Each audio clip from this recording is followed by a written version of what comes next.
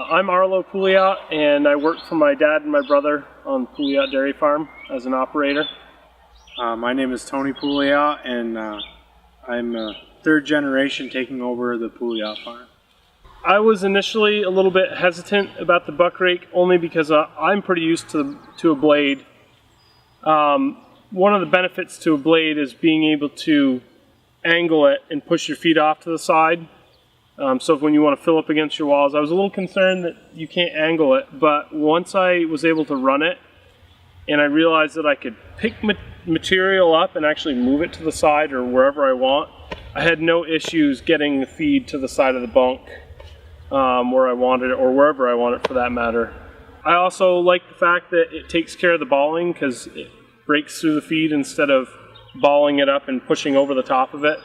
So being able to push up the pile and put a nice even 6-inch lift and spread it right from one end right to the other end, just as easy as can be. Where with the blade, a lot of times I was relying on, I could push the feet up, but I'd get a ball, and so a lot of times I'd have to let the tractor smooth that ball out, and we didn't have to rely on the tractor for that, and it's way less stressful on the machine.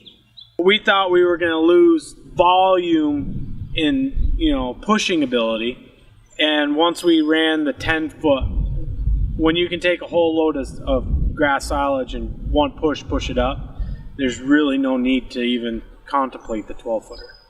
Part of the problem with the blade was it wasn't just restrictions on the blade, it was the operator. And so when we started chopping and the trucks started rolling in and trucks weren't getting held up at the bunk, we found out that my father was able to keep up, where with the blade he couldn't.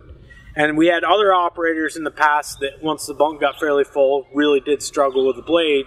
Not so much in corn, but grass especially.